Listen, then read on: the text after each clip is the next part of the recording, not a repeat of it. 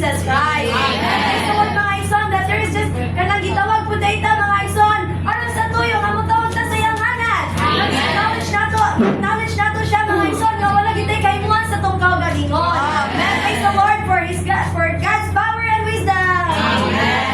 And this afternoon, we have been enlightened of who God's power and God's wisdom truly is. This is the crucified Christ, mga igsoon. And we have seen that when we experience the crucified Christ, He becomes to us both the power and the wisdom of God. Since we have this crucified Christ, there is no need for us to seek a way to carry out God's will. It is just by simply experiencing the crucified Christ that we spontaneously have a way to do God's will, mga igsoon.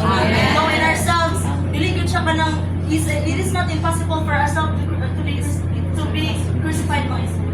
But salamat sa Ginoo nga, when we call on the name of the Lord Jesus, as we are enjoying Him and experiencing Him, His crucifixion will terminate us. Salamat sa Ginoo nga that all that we are, all that we have, and all that we can do, we just need to call upon the name of the Lord. Be Jesus followers.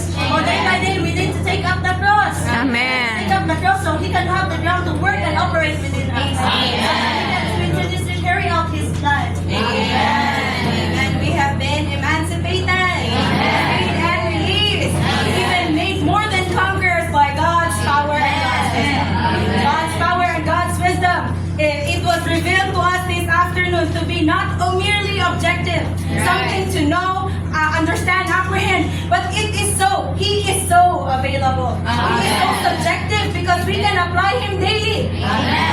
God's power then saves us, and now is our supply and sustenance. God's wisdom is for fulfilling His plan, and today is for us to have Him as the present and practical wisdom.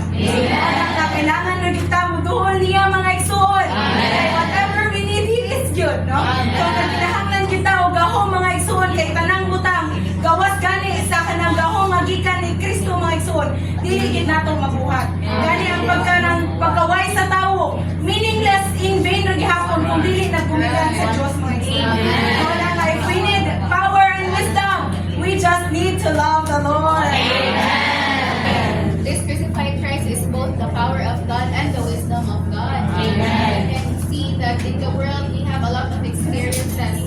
We can experience sin, flesh, the world, ordinances, Satan.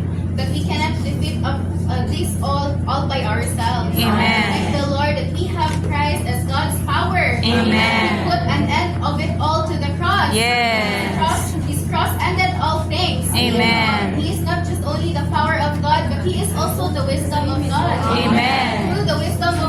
Through taking Christ as the wisdom of God, we can put an end to ourselves. Amen. And put to not who we are and whatever we are and whatever we have. Amen. To make us nothing in order to make Christ everything to us. Amen. Thank the Lord for